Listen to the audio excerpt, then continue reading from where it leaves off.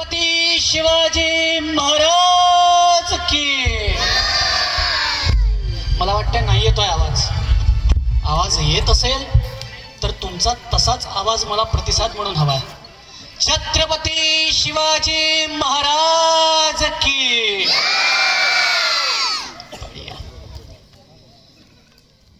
नमस्कार. सूर्यापूर्वी नमस्कार हा पूर्व दिशेला असावा आणि शोभापूर्वी मुजरा हा जिजा मातेला असावा. ज्या आईनं आपल्या संस्कारांनी केवळ आपल्या मुलालाच नाही तर संपूर्ण हिंदुस्थानाच्या भविष्याला घडवलं त्या राजमाता जिजाऊ साहेबांना माझा सर्वप्रथम मुजरा. ज्यांच्या कार्यानं आणि ज्यांच्या तेजानं संपूर्ण हिंदुस्थानाचं क्षितिजच लखलखित झालं असे छत्रपती शिवाजी महाराज यांना मानाचा मुजरा. ज्यांच्या अथक प्रयत्नांनी भारतात स्त्रियांना शिक्षणाचं संधी उपलब्ध करून दिली, स्त्री शिक्षणाचं बीज या मातीत रोवलं त्या महात्मा फुले आणि ज्योतिबा फुले यांना वंदन. ज्या महामानवाच्या तेज ज्ञान तेज गंगेने भारताला हे विश्वविख्यात असं संविधान दिलं त्या महामानव डॉक्टर बाबासाहेब आंबेडकरांनाही वंदन. शिवबाराजे फाउंडेशन यांच्यातर्फे आयोजित ही शिवजयंतीचा हा साप्ताहिक महोत्सव या कार्यक्रमात मला आपण सर्वांनी आमंत्रित केलं याबद्दल आपले आभार. ठाकरे सर, चेतन सर, आपल्या सर्वांचे आभार. खरं तर माझ्याकरता हा अतिशय महत्त्वाचा आणि अतिशय मौल्यवान असा दिवस आहे. कारण मी भरपूर ठिकाणी व्याख्यानाला गेलो आहे, भरपूर ठिकाणी बोललो आहे, परंतु माझ्या आयुष्यात पहिल्यांदा ज्यांनी मला या व्यासपीठावर येऊन बोलण्याची ताकद आणि ती कला दिली त्या माझ्या वडिलांसमोर मी आज बोलणार आहे. ज्यांच्या मार्गदर्शनामुळेच आज इथे मी तुमच्या समोर उभा आहे. आज त्यांच्यासमोर बोलण्याचा हा दिवस मला शिवबाराजे फाउंडेशननी उपलब्ध करून दिला, हा मौल्यवान दिवस माझ्या आयुष्यात आणला, त्याबद्दल त्यांचे पुनश्च एकदा आभार. मित्रो, छत्रपती शिवाजी महाराज गेली 300-350 वर्षांपासून आपण छत्रपती शिवाजी महाराजांचा ही शिवजयंती साजरा करतोय. खर तर भारत देश हा अनेक राजांचा, महाराजांचा, सम्राटांचा देश आहे. या देशात अनेक राजे, महाराजे, सम्राट होऊन गेले, परंतु कोणत्याच राजाची 300-350 वर्षानंतर सुद्धा जयंती साजरा केल्या गेली नाही आहे. परंतु छत्रपती शिवाजी महाराजांची जयंती ही 300-350 वर्षानंतर सुद्धा आपण साजरी करतो. त्याच्या मागचं कारण काय हे आज या शिवजयंतीच्या माध्यमातून मी तुम्हाला सांगणार आहे. आज त्याच विषयावर मी तुमच्यासमोर बोलणार आहे. पण तत्पूर्वी माझे इथे जितके पण लहान माझे मित्रमैत्रिणी बसले, इकडे बघा. तुमच्याकरता एक स्पर्धा, इकडे पहिला सोफा. तुमच्याकरता ना एक स्पर्धा आहे. आपण एक गेम खेळू. गेम आवडतो ना सगळ्यांना खेळायला? आपण एक गेम खेळू. मी मागच्या वेळेला पण हा एक गेम खेळलो होतो, तोच गेम आपण इथे खेळू. एक गेम आहे, त्या गेम मध्ये जो जिंकला त्याला माझ्याकडनं बक्षीस हवाय. जोरात बोला, हवाय का? जो जिंकला त्याला माझ्याकडनं बक्षीस. आणि स्पर्धा अशी आहे की सर्वात जास्त वेळ शांत कोण बसतं न बोलता, हो की नाही? बघू आता. माझं लक्ष आहे, मी मागच्या वेळेला त्या स्पर्धेत जो जिंकला होता त्याला गिफ्ट दिलं होतं, यावेळेस पण देणार आहे. आता बघूया कोण जिंकतं. ठीक आहे? आवाज कमी असला पाहिजे. फक्त जेव्हा तुम्हाला वाटलं तेव्हा शिवाजी महाराज की जय म्हणायचं किंवा टाळ्या वाजवायच्या, बोलायचं. कोण जिंकतं आपण बघूया. तर 300-350 वर्षानंतर सुद्धा छत्रपती शिवाजी महाराजांची जयंती आपण साजरा करतो. ती जयंती आपण का साजरा करतो? कारण शिवाजी महाराज हे केवळ एक राजे नाही आहेत. त्यांनी केवळ स्वराज्य निर्माण नाही केलं, त्यांनी माणसं निर्माण केली, अशी तत्व निर्माण केली आणि ती तत्व माणसांमध्ये जोपासली. त्यांना त्या तत्वांची ती माणसं त्यांनी निर्माण केली. म्हणून 300-350 वर्षानंतर सुद्धा आपण शिवाजी महाराजांची जयंती साजरा करतो. आणि त्यांचं थोरवी शिवाजी महाराजांचं महात्म्य काय होतं हे मी तुम्हाला एका छोट्या प्रसंगातनं सांगणार आहे. छत्रपती शिवाजी महाराजांचा राज्याभिषेक झालाय आणि महाराज छत्रपती झाले आहेत. आणि छत्रपती झाल्यानंतरचा हा प्रसंग आहे. महाराज दक्षिण दिग्विजयाला निघाले होते. दक्षिण दिग्विजय झाला आणि महाराज परतत असताना आता दक्षिणेकडनं महाराष्ट्रात यायचं तर मधात कर्नाटक लागतं. कर्नाटकात एक आदिलशहाचं एक छोटंसं ठाणं होतं. त्या ठाण्याची एक ठाणेदारीण होती. तिचं नाव होतं सावित्रीबाई देसाई. महाराजांच्या सैन्यामध्ये एक बाबाजी नावाचा सरदार होता. त्या सरदारानं विचार केला, एवढा मोठा दक्षिण दिग्विजय करून आलो, मधात एक छोटंसं ठाणं लागतंय, ते ठाणं आपण मारून घेऊ. आणि म्हणून त्या बाबाजी नावाच्या सरदारानं सावित्रीबाई देसाईंच्या ठाण्यावर हल्ला चढवला. महाराजांना त्यांनी विचारलं नाही, स्वतःहून हल्ला चढवला. आणि स्वतःहून हल्ला चढवून सुद्धा विजयी व्हायचं तर पराभूत होऊन परत आला. आता महाराजांना कोणत्या तोंडाने महाराजांसमोर जायचं हा प्रश्न बाबाजींना पडला. बाबाजींनी आणखी एक कृती केली, ती म्हणजे परत आपल्या सगळ्या सरदारांना जमा केलं आणि दुसऱ्यांदा सावित्रीबाई देसाईंच्या त्या ठाण्यावर आक्रमण केलं. आता मात्र सावित्रीबाई देसाईंचा पराभव झाला आणि बाबाजींनी सावित्रीबाई देसाईंला कैद केलं आणि शिवरायांसमोर आणलं. ज्यावेळेला शिवाजी महाराजांसमोर सावित्रीबाई देसाईंना आणलं त्यावेळेला बाबाजींनी आपल्या पराक्रमाचा पोवाडा गायला. पण त्यानंतर सावित्रीबाई देसाईंनी शिवाजी महाराजांना काय म्हणाली मित्र हो, ते सावित्रीबाई शिवाजी महाराजांना म्हणते, राज आपल्या सैन्याचा विरोध मी केलाय, आपल्या सैन्याविरुद्ध मी लढली आहे, परंतु आपल्या या सगळ्या गुन्ह्यात माझ्या या तान्या लेकराचा काहीच दोष नाही हो. तिच्या हातात एक छोटंसं बाळ होतं. सावित्रीबाई देसाईंनी महाराजांना म्हणते की आम्ही तुमच्या विरुद्ध जितके गुन्हे केले त्यात या लेकराचा काहीच दोष नाही. महाराज आपण मला कोणतीही शिक्षा द्या, पण माझ्या या पुत्राला, माझ्या या लहान लेकराला जीवनदान द्या. त्यावर मित्रांनो छत्रपती शिवाजी महाराज आपल्या चिटणीसाला आज्ञा करतात आणि शिवाजी महाराजांच्या आज्ञेनुसार त्यांचा चिटणीस एका छोट्याशा वाटीत दूध आणि चमचा आणतो. महाराज त्या छोट्याशा लेकराला आपल्या मांडीवर घेतात, त्याला आपल्या हाताने दूध पाजतात आणि दूध पाजून झाल्यावर महाराज त्या सावित्रीबाई देसाईला काय म्हणतात मित्र हो, शिवबाराजे फाउंडेशनचे जे ऑब्जेक्टिव्ह आहेत त्या ऑब्जेक्टिव्हमध्ये एक ऑब्जेक्टिव्ह आहेत वुमन एम्पॉवरमेंट. हे वुमन एम्पॉवरमेंट शब्द आजचा आहे पण कल्पना फार शिवाजी महाराजांच्या काळातली आहे. ती कशी ते मी तुम्हाला आज सांगतो. मित्रांनो त्या बाळाला दूध पाजून झाल्यानंतर शिवाजी महाराज त्या सावित्रीबाई देसाईला काय म्हणतात, सावित्रीबाई हा जो आमच्या मांडीवर आहे ना हा आमचा भाचा आहे, भाचा. आणि हा जर आमचा भाचा तर तुम्ही आमच्या भगिनी झालात. भावानी बहिणीचं राज्य द्यायचं नसतं, भावानी बहिणीला राज्य द्यायचं असतं. मित्रांनो वुमन एम्पॉवरमेंट काय राजा होता तो.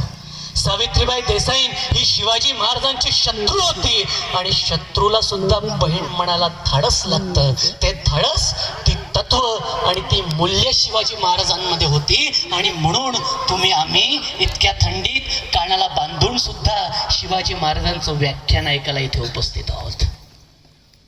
शिवाजी महाराजांची शिवजयंती साजरा करण्यामागचं कारण हे आहे, ती तत्व महाराजांनी आपल्या माणसांमध्ये बिंबवली. आणि तेच शिवबाराजे फाउंडेशनचं दुसरं ऑब्जेक्टिव्ह आहे. ठाकरे सरांच्या त्यांनी जे कोट्स दिले आहेत त्यांनी दिलंय की मॉरल इथिक्स आणि व्हॅल्यूज म्हणजे तत्व आम्हाला या समाजामध्ये बिंबवायची आहेत. ती तत्व कशी बिंबवायची त्याचं एक उत्तम उदाहरण म्हणजे छत्रपती शिवाजी महाराज आहेत. मित्रांनो आपल्या आयुष्यामध्ये आपली अनेक ध्येय असतात, आपली अनेक स्वप्न असतात, आपल्याला ती पूर्ण करायची असतात. छत्रपती शिवाजी महाराजांचं स्वप्न होतं, मावळ्यांचं स्वप्न होतं स्वराज्य निर्माण करायचं. आपलं आपलं वेगवेगळं स्वप्न असतं. कोणाला कोणती एक्झाम क्रॅक करायची असते, कोणाला उत्तम करिअर करायचं असतं, कोणाला समाजाकरता काहीतरी करायचं असतं. पण आपली सगळी स्वप्न जर आपल्याला साकार करायची असतील तर त्याकरता आपल्याला आपल्या आयुष्याचं नियोजन करायला हवं. काय करायला हवं? नियोजन करायला हवं. मित्रहो, या जगात आहे ना 2 पद्धतीची माणसं असतात. एक असतात सांगकामे, जे सांगितलेलं काम करतात, आणि दुसरे असतात काम सांगे, ते फक्त कामच सांगतात, ऑर्डरीच सोडतात, स्वतः काहीच करत नाही. पण जर तुम्हाला तुमच्या आयुष्यात उत्तम असं काहीतरी करायचं असेल तर या दोघांचाही सुवर्ण मध्य आपल्याला आखावा लागतो. म्हणजेच काय करावं लागतं तर स्वतःही काम करावं लागतं आणि दुसऱ्यांकडूनही ते काम करून घ्यावं लागतं. आणि ते कसं जर आपल्याला शिकायचं असेल तर ते छत्रपती शिवाजी महाराजांकडून शिकायला हवं. ते नियोजन हे आपल्याला छत्रपती शिवाजी महाराजांकडून शिकायला हवं. ते कसं शिकायचं याकरता एक उत्तम असा प्रसंग मी तुम्हाला सांगणार आहे. पण तत्पूर्वी एक वाक्य मी मुद्दाम बोलतो आणि ते वाक्य म्हणजे छत्रपती शिवाजी महाराजांच्या आयुष्यात असा एकही प्रसंग नाही आहे, त्यांचा मृत्यू सोडला तर छत्रपती शिवाजी महाराजांच्या आयुष्यात असा एकही प्रसंग नाही आहे ज्याचं महाराजांनी नियोजन केलं नाही आहे. मित्रांनो, आयुष्यातला प्रसंग सोडा, अरे जन्माला काय यायचंय याचं सुद्धा नियोजन झालंय. माझ्यासमोर मातृशक्ती बसलेली आहे. राजमाता जिजाऊ साहेब यांच्या पोटात जेव्हा शिवाजी महाराज होते त्यांना डोहाळे कसले लागले?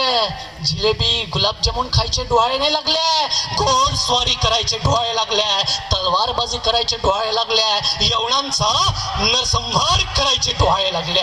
म्हणजे महाराज पोटात असतानाच ठरलंय, ध्येय ठरलंय, बाळा तुला जन्माला काय यायचंय? गोर गरीब रयतेच्या डोक्यावर मायेचं छत्र धरायला, म्हणजेच छत्रपती व्हायला जन्माला यायचं आहे. नियोजन तेव्हापासून सुरू आहे. जन्मही व्हायचा होता तेव्हापासून नियोजन सुरू आहे. नियोजनाचा प्रसंग आपल्या सर्वांना माहिती आहे, परंतु मी तो आज माझ्या पद्धतीनं तुम्हा सर्वांना सांगणार आहे. आणि तो प्रसंग आहे 10 नोव्हेंबर 1659. 10 नोव्हेंबर 1659 छत्रपती शिवाजी महाराजांनी अफजल खानाचा कोथळा बाहेर काढला. महाराजांना अफजल खानाचा कोथळा बाहेर काढायला फक्त 2 मिनिटं लागली. किती वेळ लागला? मला तुमच्याकडनं प्रतिसाद हवाय, 2 वे कम्युनिकेशन हवाय. तुम्ही सुद्धा मला साथ द्या. किती वेळ लागला? 2 मिनिटं. पण या यशस्वी 2 मिनिटांचं नियोजन मित्र हो शिवाजी महाराजांनी तब्बल 1 वर्ष आधीपासून केलाय. केव्हापासून केलाय? तब्बल 1 वर्ष आधीपासून. ज्या वेळेला अफजल खान हा विजापूरहून शिवाजीला जिंदा या मुर्दा कैद करतो असं बोलून निघाला, तेव्हापासूनच महाराजांच्या नियोजनाला आरंभ झाला. महाराजांनी आपल्या हस्तकांकरवी अफजल खानाचा हत्ती विष देऊन मारला. आपल्याला माहिती आहे आजही आपल्या समाजात भरपूर साऱ्या अंधश्रद्धा आहेत. मांजर आडवी गेली की आपण 2 पाऊल पुढे जातो, बरोबर? त्याही काळात त्या अंधश्रद्धा होता. एखादा सरदार जर का स्वारीवर निघाला आणि सरदार स्वारीवर निघाल्यावर त्याचा हत्ती किंवा घोडा मेला तर तो सरदार आणि त्याची ती मोहीम अयशस्वी होणार असं समजलं जायचं. आणि तेच महाराजांनी केलं. हस्तकांकरवी त्या अफजल खानाचा हत्ती विष देऊन मारला. अफजल खानाचं पार खच्चीकरणच केलं. जो व्यक्ती मनाने पराभूत असतो तो रणात कधीच जिंकू शकत नाही, आणि जो व्यक्ती मनाने जिंकलेला असतो त्याला रणात कोणीच पराभूत कधीच करू शकत नाही. महाराजांच्या गनिमिकाव्याचा पहिला नियम, शत्रूचा रणात पराभव करायचा असेल तर त्याचा मनात पराभव करा, बस. महाराजांनी तेच केलं. अफजल खान या हत्ती प्रकरणामुळे इतका घाबरला की विजापूरहून येताना त्याने आपल्या 60च्या 60 बायकांचे मुर्दे पाळले आणि मग निघाला. माहीतच नाही जिवंत परत येतो की नाही येत. तरी आला. कितीचं? 40,000चं सैन्य घेऊन आला. आणि खानाचं 40,000चं सैन्य वाई, आपल्या महाराष्ट्रात वाई हा प्रदेश आहे, प्रतापगडाच्या जवळ आहे, त्या वाईच्या पसरणीच्या घाटात अफजल खानाचं सैन्य पसरलं. 40,000चं सैन्य होतं. आणि महाराजांनी ठरवलं होतं अफजल खानाची भेट घ्यायची. कारण अफजल खानाने काय केलं होतं, येताना तुळजापूरची भवानी, पंढरपूरचा विठोबा या सगळ्यांचा मंदिराचा नासोडा त्या अफजल खानाने येताना केला होता. महाराज शांत होते, महाराज योग्य संधीची वाट बघत होते. आणि ज्या वेळेला अफजल खानाने आपली सीमा क्रॉस केली, आपली लिमिट क्रॉस केली, महाराजांनी अफजल खानाला पत्र पाठवलं. काय पत्र पाठवलं? अफजल खान साहेब, तुम्ही मला माझ्या वडिला समान आहात, माझ्या पित्या समान आहात. मी हार मानतो, मी आदिलशाह समोर सरेंडर व्हायलाही तयार आहे, मी सगळे किल्ले देतो, पण मला जीवनदान द्या, मला आपल्याला भेटायचं आहे. आणि भेटण्याकरता प्रतापगडावर या. आता प्रतापगडच का, दणकट आहे, राकट आहे, कडे कपाऱ्यांचा आहे. अरे दिवसा ढवळ्या त्या प्रतापगडाच्या बाजूच्या जंगलात सूर्याची किरण पोहोचत नाही. माणसं सोडा, साधी पाखरही तिथं फिरकत नाही. असा प्रतापगड, त्या प्रतापगडाच्या पायथ्याशी महाराजांनी अफजल खानाला बोलवलं आणि महाराजांनी आपली प्लॅनिंग सुरू केली. काय केलं महाराजांनी अफजल खानासोबत भेटायचं ठरवलं. वेळ ठरवली. 12:30 वाजता महाराज अफजल खानाच्या भेटी करता प्रतापगडाहून खाली उतरणार होते. अफजल खानाकरता प्रतापगडाच्या माचीशी, पायथ्याशी नाही, माचीशी शामियाना उभारला होता. अफजल खान प्रतापगडाच्या पायथ्यातून माचीवर येणार होता आणि महाराज प्रतापगडावरनं खालती माचीवर येणार होते. वेळ ठरवली होती 12:30 वाजता. इथे नियोजन बघा. आता मित्रांनो मला सांगा, 12:30 वाजता का ठरवली असेल? मुहूर्त काढला होता का? मुहूर्त काढला होता का? नाही. का बरं ठरवली? कारण दुपारी 12:30 वाजता सूर्य कुठे असतो? डोक्यावर. महाराज प्रतापगडावरनं खालती येणार आहेत, म्हणजे महाराजांना सूर्याच्या प्रकाशात अफजल खानाचा शामियाना पूर्ण आणि क्लिअर कट दिसणार आहे. पण अफजल खानाने मात्र महाराजांसोबत कोण कोण येत आहे हे बघण्याचा प्रयत्न केला तर अफजल खानाच्या डोळ्यात सूर्याची किरणं खुपसणार आहेत. म्हणजे अफजल खानाला महाराजांसोबत कोण कोण येत आहे हे कळणार. नियोजन, प्लॅनिंग. म्हणून 12:30 वाजताची वेळ ठरवली होती. अफजल खानाकरता शामियाना उभारला होता आणि अफजल खान त्या शामियानात आला होता. महाराज 12:30 वाजता निघणार होते. निघताना महाराजांनी प्रत्येक आपले 10 अंगरक्षक घेतले आणि प्रत्येकाला आपापली जबाबदारी नीट समजावून सांगितली. महाराजांनी कोणते अंगरक्षक घेतले? एक घेतला जीवा महाला. कोण घेतला? जीवा महाला. जीवा महालाच का? कारण अफजल खानाचा एक अंगरक्षक होता, त्याचं नाव होतं सय्यद बंडा. तो उत्तम दानपट्टा चालवायचा, म्हणून पुढे आहे सय्यद बंडा, मग हवा फक्त जीवा, म्हणून जीवा महाला घेतला. त्यांच्यासोबत कोण? संभाजी कावजी कोढाळकर. हा संभाजी कावजी कोढाळकर कोण होता? चांगला धष्टपुष्ट पैलवान होता. आता संभाजी कावजी कोढाळकरच का? कारण अफजल खान कसा आहे धुष्टपुष्ट पैलवान आहे, म्हणून सोबत संभाजी कावजी कोढाळकर. आणि मग काय, महाराजांनी प्रत्येकाला आपापली जबाबदारी समजावून सांगितली. महाराज जीवा महालाला म्हणाले, जीवा तू आमच्या सोबत खाली यायचं, शामियानाच्या आत यायचं, परंतु तू माझ्याकडे बघायचं नाही, तू अफजल खानाकडे बघायचं नाही, तू बघायचा तो फक्त सय्यद बंडा. संभाजी कावजी तू आमच्या सोबत खाली यायचं, तू शामियानाच्या आत नाही यायचं, तू बाहेर उभं राहायचं. आत मी आणि अफजल खान काय करतोय तुला देणं घेणं नाही, पण शामियानातनं अफजल खान जिवंत बाहेर आला तर त्याला जिवंत सोडायचं नाही. ही जबाबदारी तुझ्याकडे. प्रत्येकाला अशी आपली जबाबदारी महाराजांनी समजावून सांगितली. आणि महाराज 12:30 वाजता प्रतापगडावरनं खालती निघाले. 12:30 वाजता प्रतापगडावरनं खालती निघालेले महाराज बरोबर 2 वाजता प्रतापगडाच्या पायथ्याशी पोहोचले. किती वाजता पोहोचले? 2 वाजता प्रतापगडाच्या पायथ्याशी पोहोचले.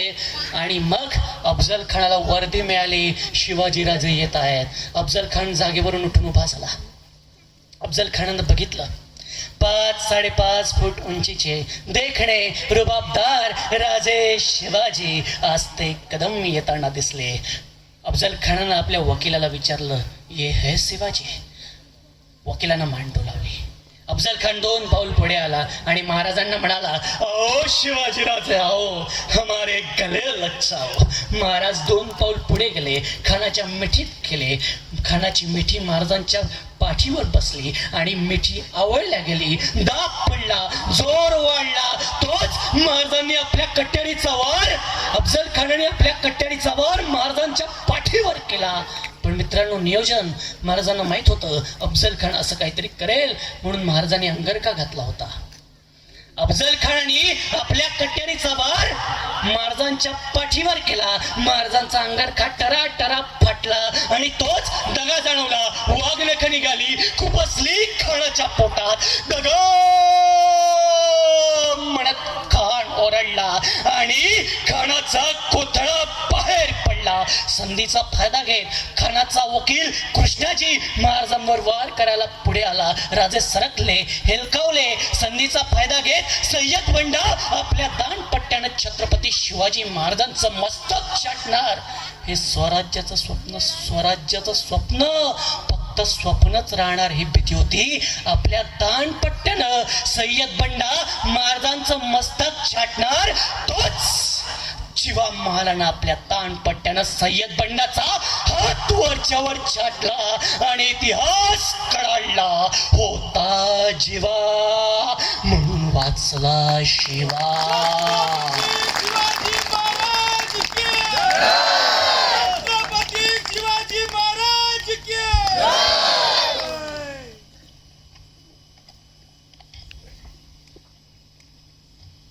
मी तुम्हाला म्हटलं महाराजांचं नियोजन बघा. आता इथे तुम्ही विचार करा, जर का जीवा महालाला दाणपट्टा चालवत असताना फक्त 2 सेकंद उशीर झाला असता तर होत्याचं सगळं नव्हतं झालं असतं. तेव्हा मग आपल्याला कळतं की महाराजांचं नियोजन काय होतं. सय्यद बंडाच्या विरोधात जीवा महालाच का घ्यायचा, त्यालाच बरोबर का घ्यायचं, हे आपल्याला तेव्हा कळतं. आणि मित्रहो, आपण बघतो आज भरपूर जण भरपूर गोष्टीत नेतृत्व करतात. शिवबाराजे फाउंडेशन अतिशय उत्तम संस्था आहे. आज या पिढीमध्ये जिथे सर्वत्र नशेची घामाघूम असते, त्या पिढीमध्ये वाचनाची सवय लावण्याचं उत्तम कार्य शिवबाराजे फाउंडेशनद्वारे केल्या जात आहे. महाराजांच्या आदर्शातनं नवीन पिढी घडली पाहिजे, हे शिवबाराजे फाउंडेशन सारखं उत्तम नेतृत्व हे आज या समाजाला देत आहे, ज्यातून ती पिढी घडेल. पण मित्र, उत्तम नेतृत्व कसं असावं याचं सुद्धा उदाहरण जर आपल्याला कोणाकडनं घ्यायचं असेल तर ते शिवाजी महाराजांकडनं घ्यायला हवं. A great leader is the leader who makes the leader. हे उत्तम नेता तो असतो जो नेतृत्व बनवतो. म्हणजे तो एक आपण बघतो की भरपूर सारे नेतृत्व आपल्याला दिसतात, पण एखादा नेता उत्तम असतो, तो एखादी उत्तम संस्था निर्माण करतो, परंतु ज्या दिवशी त्या नेत्याचं अस्तित्व संपून जातं, ती एखादी संस्था पूर्ण डबघाईला येऊन जाते. परंतु आज आपण बघतो टाटा, बिर्ला, अंबानी यासारखे लोक आजही इंडस्ट्रियल क्षेत्रात आपलं वर्चस्व राखून आहेत. का बरं आहेत? कारण त्यांनी आपली पुढची पिढी तयार केली आहे, आपलं पुढचं नेतृत्व तयार केलं आहे. महाराजांनी सुद्धा तेच केलं आहे. महाराजांनी फक्त नेतृत्वाची पुढची पिढी नाही तयार केली. म्हणजे मी शिवाजी म्हणून माझा मुलगा संभाजी याचं नेतृत्व कसं मी डेव्हलप करतो आणि याला नेतृत्व करायला लावतो, फक्त इतकंच नाही केलंय. महाराजांनी संभाजी महाराजांमध्ये सुद्धा नेतृत्व गुण निर्माण केले, पण आपल्या सहकार्यांमध्ये सुद्धा नेतृत्व गुण निर्माण केले. आपल्या सहकार्यांमधनं सुद्धा नेता निर्माण केला, आपल्या सहकार्यांमधनं सुद्धा हिरो निर्माण केला. तानाजी पिक्चर पाहिलाच असेल. आपल्या सहकार्यांमधनं सुद्धा कोण निर्माण केला? हिरो निर्माण केला. हे नेतृत्व ज्याच्या अंगी आहे तो खरा नेता, आणि ते नेतृत्व महाराजांच्या अंगी होतं, म्हणून ही शिवजयंती आज आपण साजरी करतोय. आणि या नेतृत्वाचं, महाराजांनी घडवलेल्या नेतृत्वाचं एक अप्रतिम उदाहरण मी आज तुम्हा सगळ्यांना सांगणार आहे. आणि ते उदाहरण म्हणजे ज्यांच्या बलिदानानं गजापूरची घोड खिंड पावन खिंड झाली, त्या बाजी प्रभू देशपांडेची ही कथा आहे. मित्रांनो, आपल्या सगळ्यांना माहिती आहे, पन्हाळ्यावर महाराजांना सिद्धी जोहरने विडा दिला होता. हा अफजल खानाचा प्रसंग झाला त्यानंतर आदिलशाही फार महाराजांवर चिडून गेली होती. बडी बेगमने विचार केला या शिवाजीला काही करून थांबवायला हवं, म्हणून तिने सिद्धी जोहरला स्वराज्यावर पाठवलं. सिद्धी जोहरनी पन्हाळ्याला वेढा दिला. महाराज तर पन्हाळ्याच्या वेड्यात अडकले होते आणि त्यावेळेला मित्रांनो तो वेढा असा होता की त्यावेळेला नेताजी पालकर नावाचे एक सरदार महाराजांच्या सैन्यात होते. ते नेताजी पालकर यांना प्रति शिवाजी म्हटलं जायचं, म्हणजे दुसरा शिवाजी. नेताजी पालकर इतका त्यांचा पराक्रम होता. त्या नेताजी पालकरांनी त्या पन्हाळ्याच्या त्या घेऱ्यावर त्या वेड्यावर 2 वेळा आक्रमण केलं, पण दोन्ही वेळा नेताजी पालकरांना पराभव पत्करावा लागला. इतका जबरदस्त वेढा त्या सिद्धी जोहरने पन्हाळ्याच्या किल्ल्याला बांधला होता. आणि त्यावेळेला महाराजांनी विचार केला पावसाळ्याचे दिवस आहेत, आपल्याकडचं सर्व धान्य संपत आलेलं आहे, आपण लवकरात लवकर इथून निसटायला हवं. महाराजांनी योजना आखली. महाराजांचं नियोजन तर अप्रतिमच होतं. महाराजांनी सर्वप्रथम या गोष्टीकडे लक्ष दिलं की या सिद्धी जोहरचा वेढा ढिला कसा पडेल. महाराजांनी सिद्धी जोहरला पत्र पाठवलं, मी वाटाघाटीसाठी तयार आहे, उद्या पायथ्याशी येऊन आपण बोलणं करूयात. आणि त्याच दिवशी रात्री 600 मावळ्यांसह शिवाजी महाराज पन्हाळगडावरनं निघाले विशाळगडाच्या दिशेने, गुप्त मार्गाने विशाळगडाच्या दिशेने. पन्हाळगड ते विशाळगड अंतर होतं 65 किलोमीटरचं. आणि ते 65 किलोमीटरचं अंतर 600 मावळ्यानिशी महाराज पार करणार होते. आणि त्या एरियाची म्हणजे पन्हाळगडाच्या आसपासचा जो एरिया आहे त्याची चांगली माहिती असलेले लोक म्हणजे जेधे आणि बांदल यांना सोबत घेऊन महाराज निघाले होते. आणि त्यांचं नेतृत्व करत होता बाजीप्रभू देशपांडे. महाराजांनी आणखी एक कसब केला होता, एक खोटी पालखी तयार केली, खोटा शिवाजी तयार केला. शिवा काशीत तो सरदार होता, तो शिवाजी महाराजांसारखाच दिसत होता. महाराजांनी त्या शिवा काशीतला स्वतःची वस्त्र दिली, त्याला स्वतःसारखं डिक्टो दुसरा खोटा शिवाजी सुळो शिवाजी बनवलं. आणि त्या शिवाजीला पालखीसोबत आणि 50 मावळ्यासोबत दुसऱ्या बाजूने पाठवलं. आणि स्वतः पन्हाळगडाच्या दुसऱ्या बाजूने 600 मावळ्यानिशी निसटले. महाराज निसटले. रात्री 9-10च्या आसपास महाराज पन्हाळगडावरनं निघाले असतील. मागून बाणांचा फाल्यांचा सगळ्यांचा वर्षाव होतोय, तरी हे 600 मावळे धावत सुटल्यात विशाळगडाच्या दिशेने. आणि काय झालं, घोडखिंडी जवळ आले. गजापूरच्या घोडखिंडी जवळ आल्यानंतर मागून हेरांतर्फे एक बातमी मिळते. काय तर सिद्धी जोहर नंतर जोहरच्या सैन्यामध्ये जो दुसरा सर्वात मोठा अधिकारी होता तो होता सिद्धी मसूद. त्या सिद्धी मसूदच्या नेतृत्वाखाली 5000 गणिम महाराजांचा पाठलाग करताय. घोडखिंडी जवळ महाराज थांबलेत. आणि त्यावेळेला सगळ्यांना मात्र चिंता झाली आहे, कारण आता प्रश्न राजाचा आणि रयतेचा आहे. त्यावेळेला मित्रांनो बाजीप्रभू देशपांडे आणि ते मावळे महाराजांना काय म्हणतात, राजा 300 मावळ्यानिशी तुम्ही पुढे व्हा, आम्ही 300 आपल्या छातीचा खोट करून या गनिमांना अडवतो, एकाही गनिमांना तुमच्या पाठीशी येऊ देत नाही. राज तुम्ही पुढे व्हा. महाराजांना ही कल्पना आवडली नव्हती, कारण महाराज जे शत्रूवर सुद्धा इतकी दया करतात, स्वतःच्या माणसाच्या स्वतःच्या जवळच्या मावळ्याच्या जीवितहानीला ते कसे हो म्हणणार होते. महाराजांना ही कल्पना मान्य नव्हती. त्यावर बाजीप्रभू देशपांडे काय म्हणतो, राजा लाख मेलं तरी चालेल, पण लाखांचा पोशिंदा जगला पाहिजे. बाजीप्रभूच्या या विनवणीला मान देऊन 300 मावळ्यांसह राजे पुढे निघाले. 13 किलोमीटरचं अंतर होतं, 3 तासात पार करायचं होतं. 3 तास 300 मावळ्यांना 5000 गनिमांना थांबवून ठेवायचं होतं. प्रसंग किती विकट होता मित्र हो. हे 300 मावळे रात्रपासून धावत सुटलेत, पोटात अन्नाचा कण नाही आहे. आणि समोरून येणारे 5000 मावळे आहे, ताजे तवाने आहे, संख्या जास्त आहे, शस्त्र चांगली आहेत. आणि अशा वेळेला 300 मावळे तिथे उभे आहेत. आता नेतृत्व बघा शिवरायांनी काय तयार केलंय बाजीप्रभू देशपांडे मध्ये. बाजीप्रभू देशपांडेंनी गनिमिका वापरलाय. काय नियोजन केलंय बाजीप्रभूंनी. 300 लोक आपल्याकडे आहे, समोरून 5000 येणार आहे, घोड खिंड आहे, खिंडीत एकाच वेळेला 5000 घुसूच शकत नाही. एका वेळेला 1,000 घुसतील. जे आवाज करतात त्यांना गिफ्ट मिळणार नाही बरं. लहान होय, तुम्हाला गिफ्ट नाही मिळणार हा.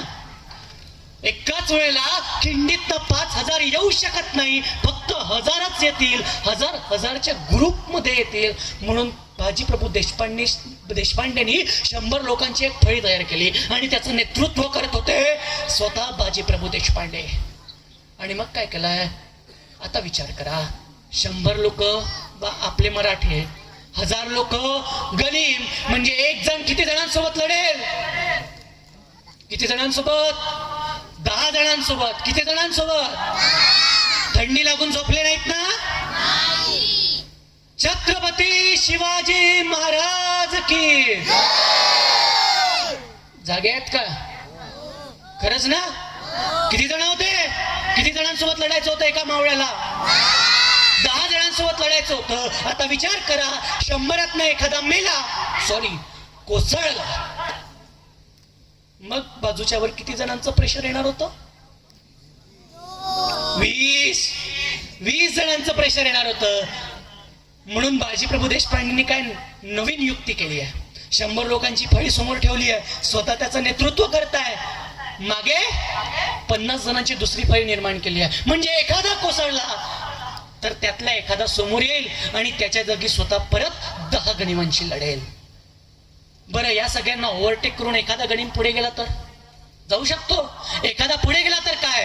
5-5 जणांच्या बाजीप्रभूंनी तुकड्या निर्माण केल्या, मागे 5-5 जणांच्या तुकड्या उभ्या केल्या. म्हणजे एखादा जर यांना ओव्हरटेक करून पुढे गेलाही तर या 5 जणांच्या तावडीतनं तो सापडणार नाही. या 5 जणांच्या सपोर्ट मध्ये 2 तुकड्या त्या घोडखिंडीच्या कडेवर वरती ठेवल्या.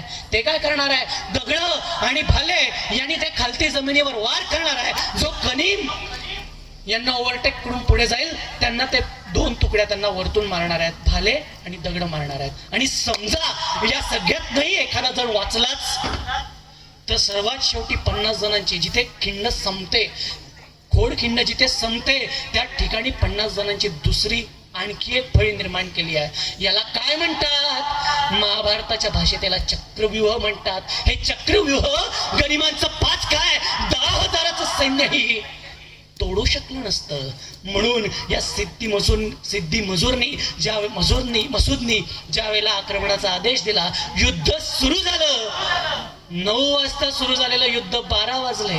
12 वाजता विशाळगडावर तोफांचा आवाज येणार होता. म्हणजे महाराज सुखरूप विशाळगडावर पोहोचणार होते, परंतु महाराज पोहोचले नाहीत. उशीर झाला होता. का उशीर झाला होता? कारण विशाळगडाला आधीच सुरेराव सुर्वे नावाच्या सैनिकांनी, एका सरदाराने आणि त्याच्या सैनिकांनी वेढा दिला होता. म्हणून 9 वाजता सुरू झालेले युद्ध 12 वाजले, 2 वाजले, 3 वाजले, 4 वाजले, 6 तासात 3 तासाचे 7 तास झाले तरी युद्ध सुरूच आहे. मराठे थांबतच नाहीये. हे 300 मावळे वेड्यांसारखे 5,000 गनिमांची लढत आहे. सिद्धी मसूद चिडला. तो म्हणाला आता यांना थांबवायलाच हो, नाहीतर या जन्मात या शिवाजीला पकडणं शक्य नाही. म्हणून त्या सिद्धी मसूदने एक नवीन युक्ती केली. बाजूच्या टेकडीवर एक बंदूकधारीला बोलवलं. त्या काळात बंदुका होत्या, असा कोणाचा गैरसमज नाही ना. त्या काळात बंदुका नव्हत्या, बंदुका होत्या. त्यावेळेला इंग्रज भारतात आलेले होते, त्यावेळेला बंदुका होत्या. सिद्धी मसूदने एका बंदूकधारीला बाजूच्या टेकडीवर उभं केलं आणि त्या बंदूकधारीला म्हटलं, यांचा मोरक्या आहे, यांचा नेता आहे बाजीप्रभू देशपांडे. त्या बाजीप्रभू देशपांडेला मार. तो एकदा मेला म्हणजे युद्ध संपलं. आणि म्हणून त्या बंदूकधारीने नेम धरला. बाजीप्रभू देशपांडे नेता आहे म्हणजे फार आवेशात लढत असेल, चांगला जोरदार लढत असेल, म्हणून त्यांनी नेम धरला. तो नेमच धरत होता पण गोळीच चालवत नव्हता. सिद्धी मसूद त्याला विचारतो, अरे काय झालं, मार ना. तो बंदूकधारी म्हणतो, अरे मारतो मी, त्या बाजीप्रभू देशपांडेला मारतो, पण आधी हे तर सांग बाजीप्रभू देशपांडे आहे कोण?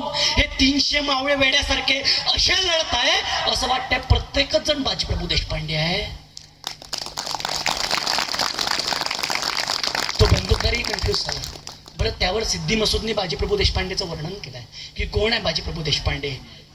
मित्रो, आपलं कौतुक आपले व्यक्ती करतात ना तेव्हा आनंद होतो, पण आपलं कौतुक जेव्हा शत्रू करतो ना तेव्हा गर्व होतो. सिद्धी मसूद काय म्हणतोय? त्या बंदूकधारीला म्हणतो, अरे जो या सर्वांमध्ये सर्वात जास्त लालबुंद झालाय तो बाजी प्रभू देशपांडे. म्हणजेच काय, जो संपूर्ण रक्ताने माखलेला आहे, ज्याच्या मस्तकापासून पायापर्यंत जखमान करता एक जागा सुद्धा उरलेली नाहीये, तो बाजी प्रभू देशपांडे. त्या बंदूकधारीला तो बाजी प्रभू देशपांडे दिसला, दोन्ही हातात दानपट्टा घेऊन मरणासन्न अवस्थेतही गरिमांना जो कापून काढतोय, जो इतका लालबुंद झालाय जणू काही प्रभू श्रीरामांचा तो हनुमंतच आहे. तो बाजी प्रभू देशपांडे त्या बंदूकधारीला दिसला आणि त्यांनी गोळी चालवली. ती गोळी बाजी प्रभूंच्या छाताडावर बसली. बाजी प्रभू जागेवरच कोसळले. त्यांना मृत्यू समोर दिसला, पण त्याच क्षणी आठवलं नाही, विशाळगडावरून तोफांचा आवाज आला नाही, महाराज अजून विशाळगडावर पोहोचलेले नाहीत, मी प्राण देऊ शकत नाही, मला लढावंच लागेल. आणि तोच सर्वत्र प्रश्नांचा कल्लोळ माजला. बाजी प्रभू उठेल का, महाराज विशाळगडावर सुखरूप पोहोचतील का, स्वराज्याचं स्वप्न स्वप्नच राहील का, हे सगळे प्रश्न सर्वत्र घोंगावत होते. आणि त्याच वेळेला धड धड धड तोफ्यांचा आवाज झाला आणि तोच सर्वांना संदेश मिळाला, महाराज विशाळगडावर सुखरूप पोचले. आणि हा संदेश मिळताच मरणासन्न अवस्थेत बाजी प्रभूंच्या चेहऱ्यावर एक वेगळंच असं हास्य आलं. जणू काही बाजी प्रभू त्या गनिमांना म्हणतायत, अरे तुमच्या नाकावर टिचून आम्ही आमच्या राजाला सुखरूप पोहोचवलं. हे बाजी प्रभू देशपांडे. मित्र, काय झालं, हे युद्ध संपलं. तिथे थांबलेले 300च्या 300 मावळ्यांना गनिमांनी कापून काढलं. आणि ज्यावेळेला यांना परत घ्यायला मावळे परत आले ना, बाजी प्रभूंचं पूर्ण शरीर भेटलंच नाही हो, शरीराचे तुकडे तुकडे झाले होते. इतकं भयानक युद्ध त्या बाजी प्रभूंनी केलं होतं. ज्या वेळेला मी हे प्रसंग वाचतो किंवा ऐकतो किंवा सांगतो, हा प्रसंग तुम्हाला सांगण्यामागचं कारण काय आहे? भरपूर वेळेला आपल्या आयुष्यात प्रश्न येतो आणि आपल्याला असं वाटतं, मी आयुष्यात खूप काही केलंय हो, मी हे मिळवलंय, मी ते मिळवलंय, माझ्या आयुष्यात मी खूप काही केलंय. त्यावेळेला मित्र बाजी प्रभू देशपांडेंना आठवा, काय केलं हो, आपल्या रयतेकरता, राजाकरता, आपल्या देशाकरता त्यांनी यमाला सुद्धा खोळंबळून ठेवलाय. जेव्हा बाजी प्रभू देशपांडेकडे बघतो तेव्हा वाटतं आपण आयुष्यात काहीच नाही केलंय. आपण भरपूर वेळा परिस्थितीसमोर रडतो की माझ्याजवळ हे नाही ते नाही, मी हे कसं मिळवू. तेव्हा प्रश्न पडतो, बाजी प्रभू देशपांडे आणि ते 300 मावळे, पोटात अन्नाचा कढई नव्हता, धावून धावून थकले होते, पुढे ताजा दमाचे 5,000चं सैन्य होतं, तरी थांबले नाही, आपल्या राजाकरता, रयतेकरता लढत राहिले. म्हणजेच काय, जर आम्ही ठरवलं, आम्ही जर कष्ट केले, तर परिस्थिती कशी असो यशाला खेचून आणण्याची ताकद आमच्यामध्ये, या शिवरायांच्या मावळ्यांमध्ये आहे. आणि तिसरा सर्वात महत्त्वाचा बोध मी या गोष्टीतनं घेतो, तो म्हणजे आयुष्यात कोणतीही परिस्थिती आली, कधी अपयश सुद्धा आलं तरी अपयशातनं कधी हरायला नाही पाहिजे, प्रयत्न करत राहायला पाहिजे. एकदा अपयश आलं चालेल, परत प्रयत्न करा, दुसऱ्यांदा अपयश आलं चालेल, परत प्रयत्न करा, पण प्रयत्न करत राहिलं पाहिजे. आपल्या आयुष्याच्या शेवटच्या श्वासापर्यंत लढत राहिलं पाहिजे, कारण लढण्याचा इतिहास आमचा, हरणे माझ्या रक्तात नाही. जोवर मैदानात उभा मी, जिंकणे नियतीलाही शक्य नाही, जिंकणे नियतीलाही शक्य नाही. म्हणून आयुष्यात कोणत्याही प्रसंगात नेहमी लढत राहिलं पाहिजे. आणि हे आपल्याला छत्रपती शिवाजी महाराजांकडून आणि त्यांच्या या मावळ्यांकडून, बाजी प्रभू देशपांडेंकडून शिकायचं आहे. मित्र, यानंतर छत्रपती शिवाजी महाराजांचा राज्याभिषेक झाला. महाराजांनी यानंतर दक्षिण दिग्विजय केला. स्वराज्यावर अनेक संकट आली होती, अनेक प्रसंगांना स्वराज्याने तोंड दिलं होतं, पण या सगळ्यातनं स्वराज्य तावून सुलाखून बाहेर निघाला होता. पण स्वराज्यावरचं सर्वात मोठं संकट अजून यायचं होतं, आणि ते संकट होतं मित्र औरंगजेबाचं. हा औरंगजेब कोण? मला नाही वाटत इथे कोणाला सांगायची गरज आहे. औरंगजेब, दिल्लीचा बादशाह औरंगजेब. त्याचं संकट अजून स्वराज्यावर यायचं होतं. महाराजांचं देहावसन झालं होतं. महाराज मृत्यूलोकी गेले होते आणि त्यानंतर या स्वराज्याची धुरा सांभाळली होती छत्रपती संभाजी महाराजांनी. 16 जानेवारी 1681 रोजी संभाजी महाराजांनी रायगडावर स्वतःचा विधिवत राज्याभिषेक करून घेतला होता. आणि त्यानंतर या औरंगजेबाचं नावाचं संकट स्वराज्यावर कोसळलं होतं. मित्रहो, त्यावेळेला स्वराज्यात मावळ्यांची सैन्य संख्या होती फक्त 40,000. किती किती किती? आवाज नाही येत आहे. किती? थकलेत का सगळे? मी तर जास्त थकायला हवं, मी बोलतोय. थकलेत का? किती संख्या होती? आणि औरंगजेब घेऊन आला होता 5 लाखाचं सैन्य. कितीचं? 5 लाखाचं सैन्य घेऊन औरंगजेब आला होता.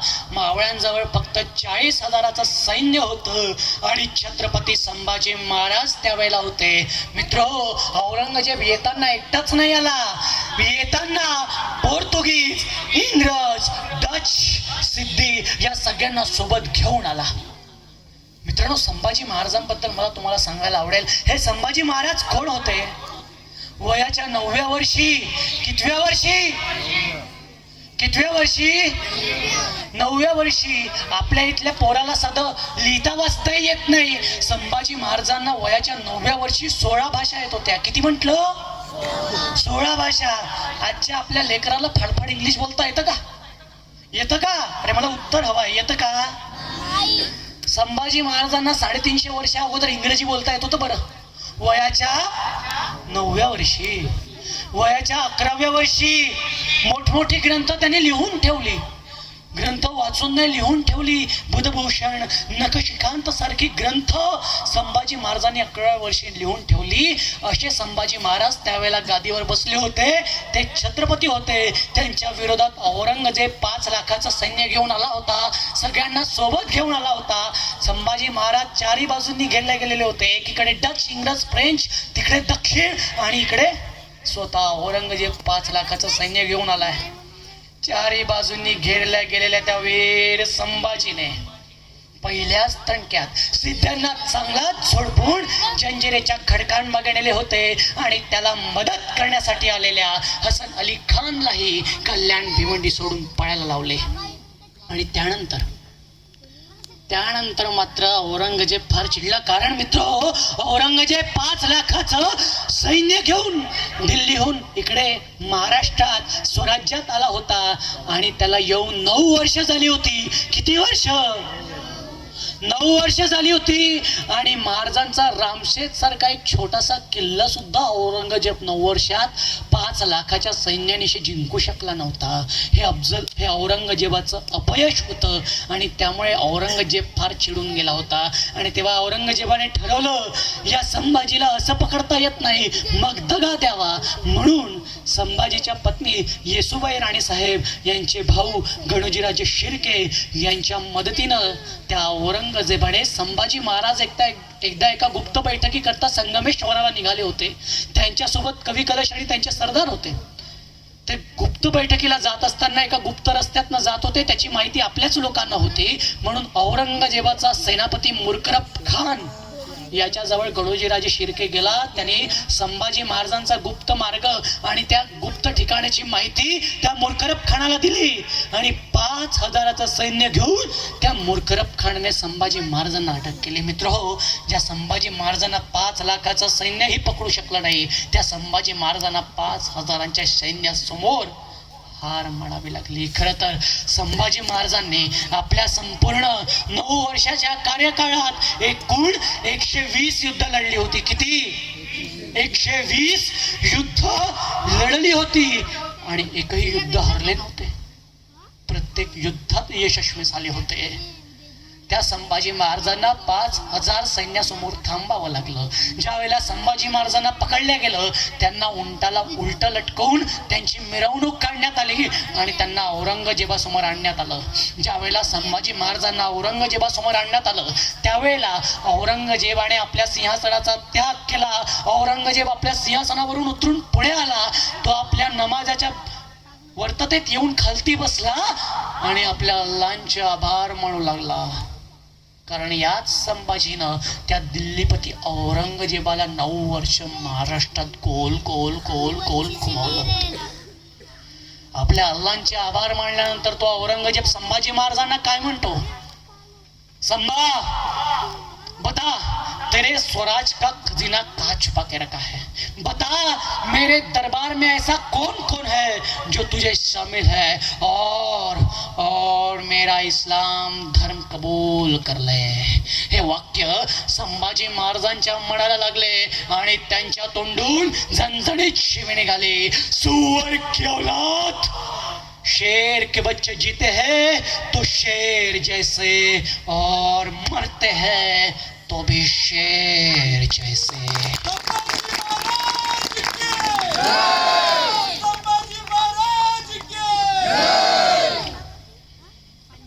हे वाक्य ऐकताच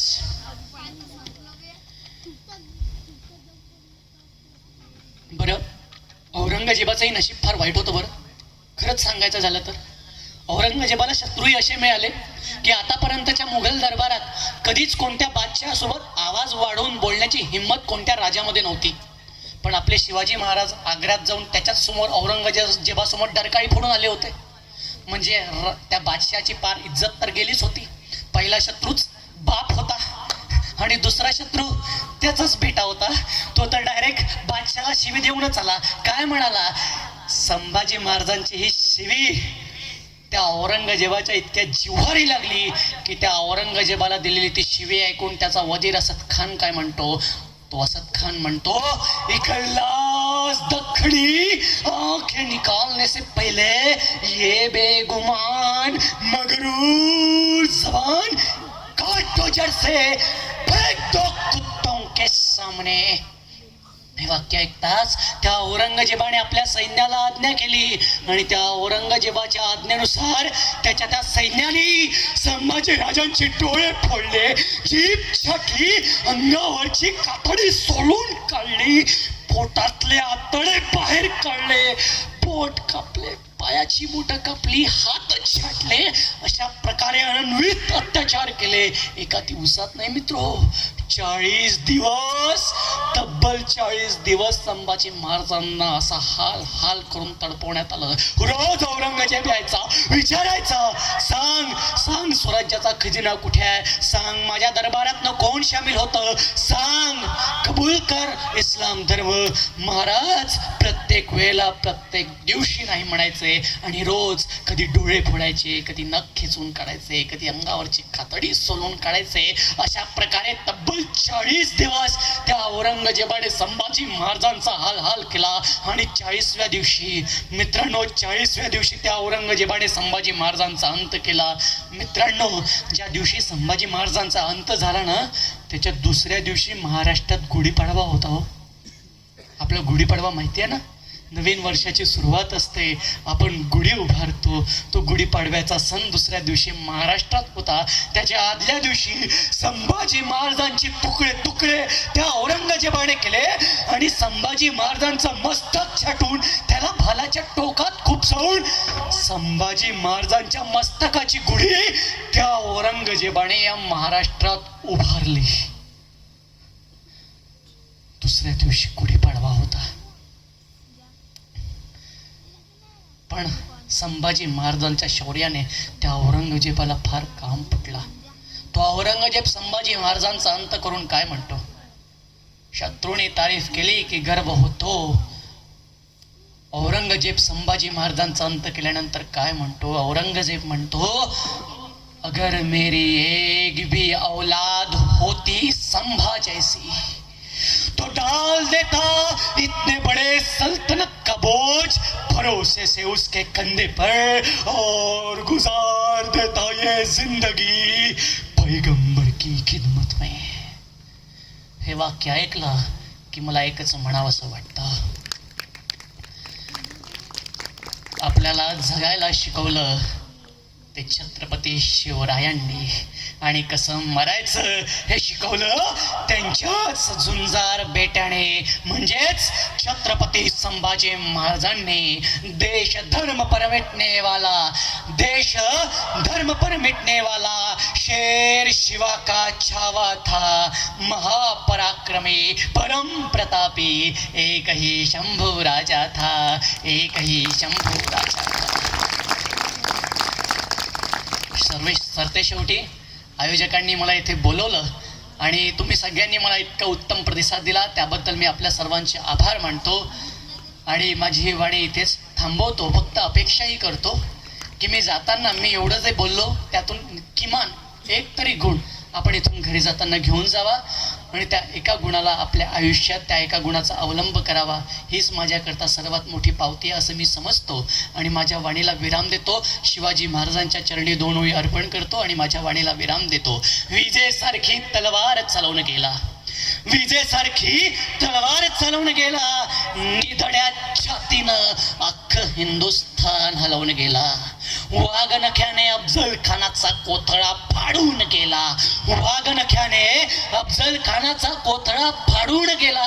अरे स्वर्गात गेल्यावर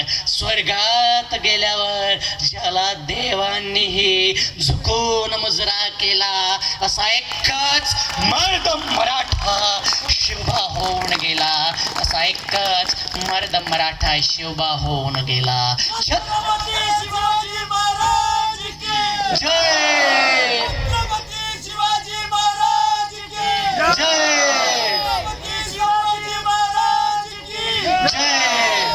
राजमाता जिजाऊ साहेबांच्या विजय असो, जिजाऊ साहेबांच्या विजय असो, जय भवानी, जय शिवाजी. आपल्या सर्वांनी मला ऐकून घेतलं. आयोजकांनी मला इथे बोलण्याची संधी दिली आणि पुनश्च एकदा माझ्याकरता हा असा अमूल्य दिवस तुम्ही निर्माण केला त्याबद्दल खूप खूप धन्यवाद. खूप खूप धन्यवाद. थँक्यू.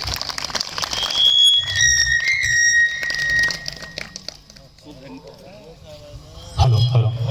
खूप धन्यवाद सर. आपल्याला ऐकताना खूप जास्त भावनिक झालो होतो आम्ही. खूप संवेदनशील विषयावर तुम्ही बोललात आणि सर्व प्रेक्षकांना हे सादरीकरण खूप आवडलं असेल. कृपया एकदा टाळ्या वाजवून आपलं त्यांचं स्वागत करावं. एवढं सुंदर प्रसंग काही भावनिक होते, काही दुःखद होते, पण ते सर्वच आपल्या जीवनाशी निगडीत होते.